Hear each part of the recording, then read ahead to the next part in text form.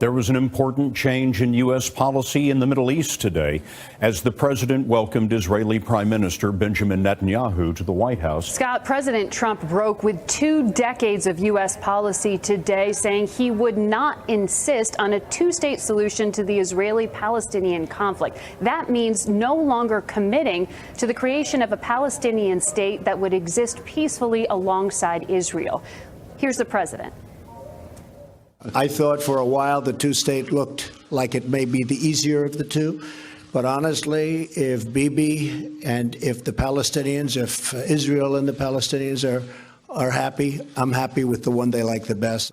But President Trump did bluntly say to Netanyahu he needs to scale back on settlement construction on Palestinian land, saying it's not helpful to peace and both sides do need to make compromises. Netanyahu replied with a reference to Mr. Trump's book, The Art of the Deal. And the two men had a warm relationship, talked about their long friendship, and this is really in stark contrast to the strained relations that Netanyahu had with President Obama. But Scott, Palestinians say they haven't had the same warm embrace. Their leader met secretly with the CIA director yesterday for the first time. Ahead of today's meeting between United States President Donald Trump and Israeli Prime Minister Benjamin Netanyahu, a White House official stated that the new White House policy regarding Middle East peace is to support whatever the parties on the ground agree to, even if that means dropping the idea of a two-state solution. Israeli cabinet members, including Netanyahu, should theoretically be rejoicing to the news, since according to recent leaks from the latest cabinet meeting, the consensus was to try to convince President Trump that a two-state solution at the moment would be a waste of time. Israel's tourism minister Yariv Levin went even further by saying he was happy to see the shift in American policy towards what he interpreted as support for Jewish presence in Judea and Samaria. Palestinian leaders saw the statements as deeply concerning and even confusing, however. PLO Executive Committee member Hanan Ashrawi responded incredulously, saying this does not make sense. This is not a responsible policy, and it does not serve the cause of peace. They cannot just say that without an alternative. PLO Secretary General Saeb Erekat went one step further by condemning the new White House policy, saying that those who believe that they can undermine the two-state solution and replace it with what I call one state, two systems, meaning maintaining the status quo now, or apartheid, I don't think in the 21st century they will get away with it. The White House official statement from this morning was that a two-state solution that doesn't bring peace is not a goal that anybody wants to achieve. Peace is the goal, whether it comes in the form of a two-state solution, if that's what the parties want, or something else, if that's what the parties want. We're going to help them. Security challenges faced by Israel are enormous, including the threat of Iran's nuclear ambitions, which I've talked a lot about. One of the worst deals I've ever seen is the Iran deal. My administration has already imposed new sanctions on Iran, and I will do more to prevent Iran from ever developing, ever, a nuclear weapon. Trump also said the U.S. has an unbreakable bond with Israel. He voiced support for the relocation of the U.S. Embassy from Tel Aviv to Jerusalem Al-Quds, saying the U.S. is considering the proposed plan, quote, strongly and with great care. Israeli Prime Minister Benjamin Netanyahu praised Trump for what he called confronting Iran. He is in the U.S. for a reset of relations with Washington following a period of tumultuous ties during Barack Obama's presidency. Netanyahu says Palestinians must, quote, recognize the Jewish state, stressing that the refusal to do so is the source of the conflict. Lebanese President Michael Aoun has called upon the Arab League to act against Israel's Judaization. Speaking at a meeting with delegates in Cairo on Tuesday, Aoun said the Zionist ideology was succeeding in transforming the Zionist Arab war into a sectarian inter-Arab war, which justifies Israel's Judaization. This alone is enough to make us unite our efforts to preserve the holy Christian and Muslim landmarks. Aoun, who is a Maronite, told Arab League Secretary General Ahmed Abul-Gheit of the need to preserve the character of Jerusalem and its Christian and Muslim legacies. Is it possible to imagine Jerusalem without Al-Aqsa Mosque and without the Church of the Holy Sepulchre? Aoun was visiting Egypt for the first time since his election in October. The country of Russia is ramping up aggression toward the United States at this minute. First, by sending a spy ship just miles off the East Coast, and then violating a Cold War nuclear treaty with a missile launch. Yep, and there was even a third incident. Right, and some new developments happening right now. That Russian spy ship is on the move. It's now just 30 miles south of Groton, Connecticut, which is home to a Navy submarine base. And U.S. officials describe that Russian spy ship as loitering. Now, that's a move north from where it was yesterday, which was about 70 miles off the coast of Delaware in international waters. And this Russian ship is armed with surface-to-air missiles. Then on Friday, 4 Russian jets buzzed a U.S. Navy destroyer in the Black Sea, a move that Senator John McCain called a, quote, significant military threat. And third, yesterday we learned that back in December, the Kremlin secretly deployed a new cruise missile inside Russia. Now that's a big deal because it's an apparent violation of an arms control treaty that was signed towards the end of the Cold War. Add it all up, and according to Fox News contributor retired General Jack Keane, you can see that Russia is clearly trying to test our new president. Defense Secretary Jim Mattis met his European counterparts at NATO headquarters in Brussels as Moscow tests the Trump administration, which is dealing with the fallout of National Security Advisor Mike Flynn's firing. The alliance remains a fundamental bedrock for the United States and for all the transatlantic community, bonded as we are together. As President Trump has stated, he has strong support for NATO. Before being sworn in, Trump said NATO was obsolete and that members needed to pay their fair share. Already there are signs some are listening. NATO's European allies in Canada increased their defense spending by 3.8%, about $10 billion last year. Mattis took a tough stance during meetings in Brussels, encouraging NATO members to contribute more or the U.S. may withhold support. Quote, no longer can the American taxpayer carry a disproportionate share of the defense of Western values. Americans cannot care more for your children's future than you do. Russia says it will not return Crimea to Ukraine. Russia's foreign ministry said Wednesday, February 15th, quote, we don't give back our own territory. Crimea is territory belonging to the Russian Federation. This comes after White House spokesman Sean Spicer said Tuesday Trump expects Russia to hand Crimea back to Ukraine. Trump also took to Twitter Wednesday morning saying, quote, Crimea was taken by Russia during the Obama administration. Was Obama too soft on Russia? The president's position was different during a July interview with ABC when he said, quote, the people of Crimea, from what I've heard, would rather be with Russia than where they were. Crimea did vote to join Russia in 2014, but Ukraine claims the referendum was forced on the people after Russian troops entered the area. U.S. Secretary of State Rex Tillerson meets with Russia's foreign minister in Germany Thursday. On Wednesday, the U.S. deployed troops to Bulgaria as part of a planned NATO operation called Atlantic Resolve to show its support of Eastern European allies. Prompted by Russia's annexation of Crimea and allegations that it's supporting a separatist conflict in the Ukraine, NATO is expanding its presence in the region, including at the Bulgarian military base at Novo Selo. These moves were first set into motion by Barack Obama last year. And as Jim Mattis said on his first trip to Europe as U.S. Defense Secretary, NATO is firmly backed by President Trump, despite his criticisms on the campaign trail. The U.S. Army will rotate its support of NATO's eastern flank through several countries, including Bulgaria, Estonia, Latvia, Lithuania, and Romania. The U.S. Air Brigade helicopters arriving in Germany, preparing for their deployment further to the east. Transport and combat aircraft are just part of much stronger U.S. military deployment into Europe.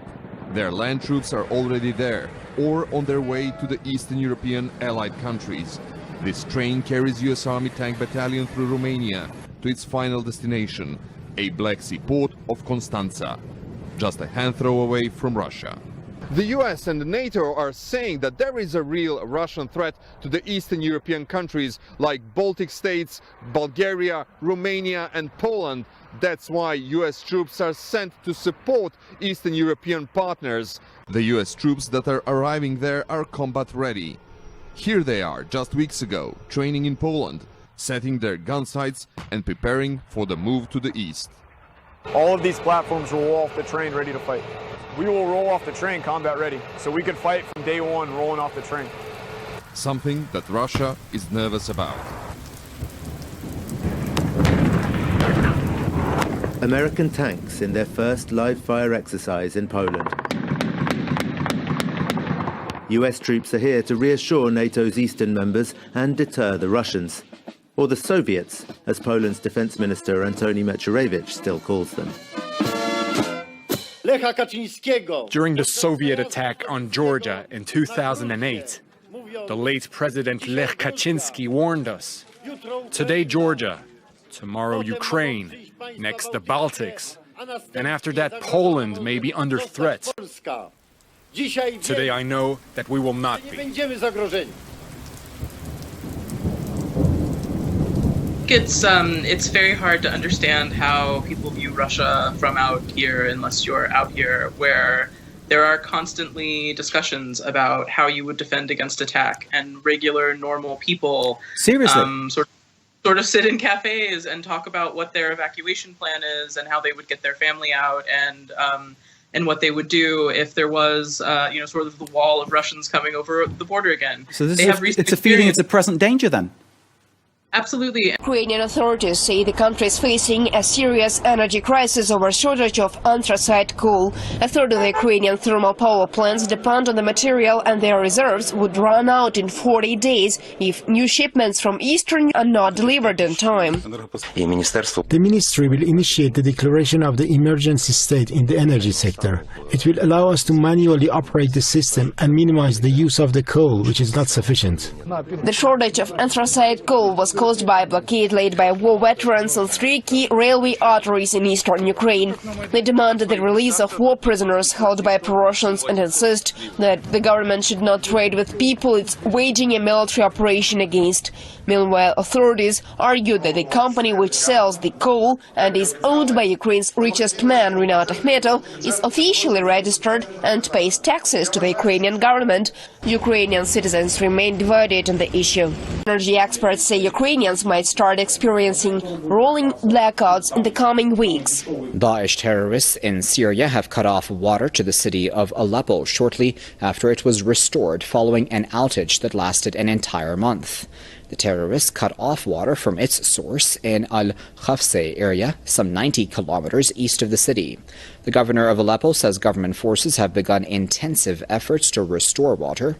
Hussein Diab says government forces and Syria's Red Crescent Society restored the water on Monday after the terrorists cut it off on January 14th.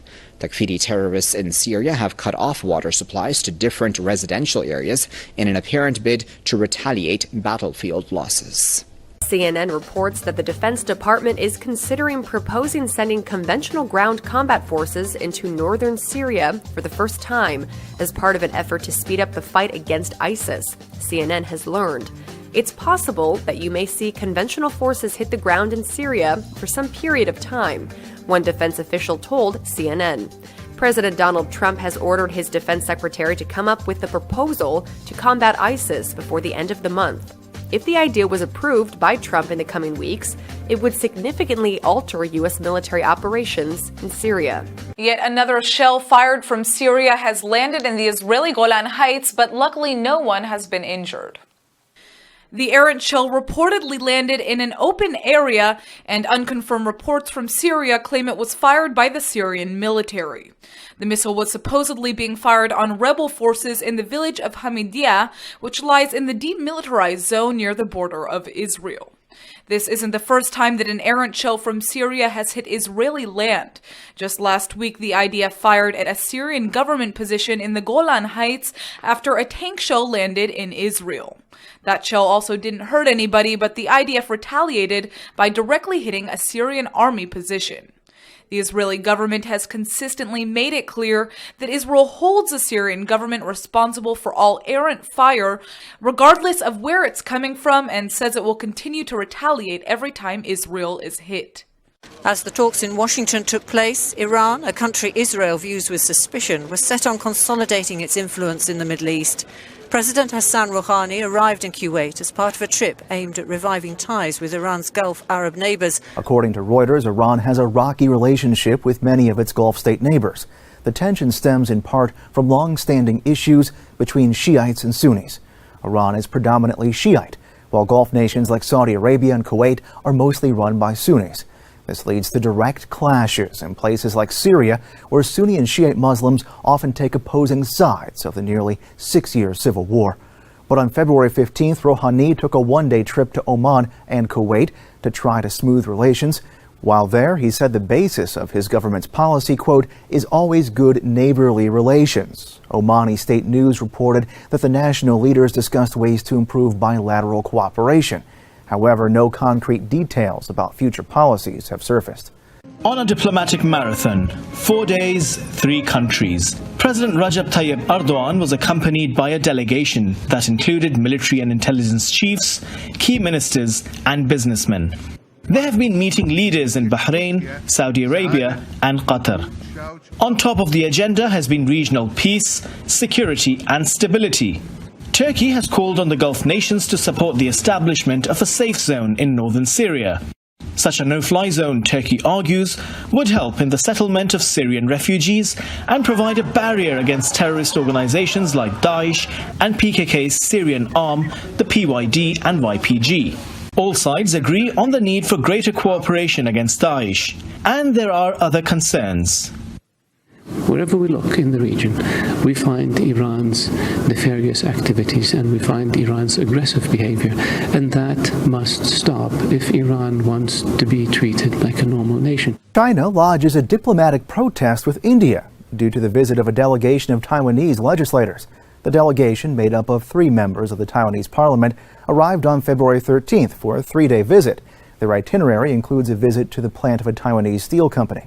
A Chinese foreign ministry spokesman said China had lodged, quote, solemn representations with India and advised the nation to adhere to the One China policy. Meanwhile, the Indian Ministry of External Affairs released a statement claiming that the delegation was unofficial. It said there have been unofficial visits in the past for various purposes, and nothing should be read into the visit. Democratic People's Republic of Korea is marking the anniversary of the birth of its late leader, Kim Jong-il. The current leader, his son, Kim Jong-un, has attended a National Union meeting in Pyongyang.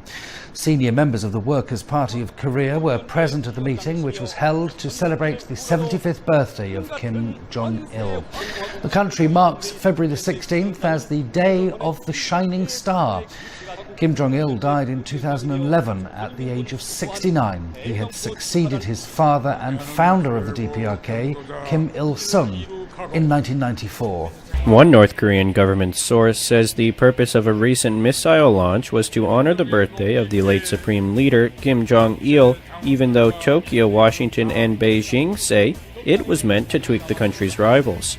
The sources said it was the best possible gift for Generalissimo Kim Jong-il on his 75th birthday. The rocket began as a submarine-launched ballistic missile. The North Korean response said it took 6 months to build and was fired with a steep trajectory to guarantee the safety of neighboring nations. Authorities in Spain have made 2 arrests connected to alleged Islamic extremism. Police say they took a 33-year-old Moroccan man into custody in the Canary Islands. The individual had been monitored for 5 years and considered a threat to national security. In a separate operation, an Algerian is being held in Bilbao. A Pakistani man suspected of being involved in al-Qaeda is intercepted at Ninoy Aquino International Airport. The Philippines' Bureau of Immigration said Tuesday, February 14th, that 43-year-old Mohammed Arif was barred from entering the Philippines on Saturday. Arif is in the Bureau's database of blacklisted aliens and suspected foreign terrorists. His name also appears on Interpol's al-Qaeda sanctioned list. The results of a new study show that since 1800, the rate at which invasive species have been reported worldwide has skyrocketed, with nearly 40% of them discovered since 1970. Invasive species not only damage crops, clog rivers, and cost farmers and homeowners billions of dollars annually, they also are linked to the decline of nearly 4 out of 10 endangered or threatened species in the U.S. Conservationists hope that improving awareness of the threats of invasive species, coupled with improved global biosecurity, will continue to slow the harmful spread of non-native species. Study leader Hanno Siebens, an ecologist at the Seckenberg Biodiversity and Climate Research Center in Frankfurt, Germany, warns that not all non-native or alien species are problematic, only those that negatively affect the environment, which are known as invasive. With China being the world's second largest poultry consumer, markets like this one have suddenly become a danger to public health, with the increasing number of avian flu infections and fatalities. To stem the flow of avian flu, many live poultry markets have been forced to close. In China's southern city of Guangzhou, the avian flu virus has been detected in all its poultry markets, forcing them to close for 13 days. While markets have been shut down before, the Disease Control Center found that their closure can only slow the spread of the virus temporarily. After the markets reopen, the virus will continue its spread. To exacerbate the problem, the H7N9 virus usually spreads more quickly and more virulently in the warmer weather of the upcoming spring season. City officials in New York have called for a renewed effort to cull the city's rodent population after diseased rat urine has killed at least one person and sickened 2 others in an outbreak of a rarely seen infection. According to the health department Tuesday, the outbreak of leptospirosis began in December, and all 3 cases were traced to a single block area of the Bronx, New York's northernmost borough. Leptospirosis, while treatable with antibiotics, is a potentially deadly bacterial infection spread by rodents and certain other animals that can cause fever, vomiting, and kidney damage. While the department did not identify the patients, nor would they comment on exactly how the 3 people were exposed to the infected rat urine, typically humans get infected through contact with tainted water. Oh, the things you'll come across on the job. These officers made quite the unusual discovery. Check out all these exotic animals found abandoned in California homes. From a bird, mini deer, and albino kangaroo. The furry find happened while officers were checking on homes evacuated due to the Oroville Dam crisis in the northern part of the state. Workers have been pouring 1,200 tons of rock per hour to help reduce the risk of catastrophic flooding. This is Kinsey, and she's not quite a year old yet. Tamara Houston has volunteered to take in many of the animals, while their owners are forced to stay away.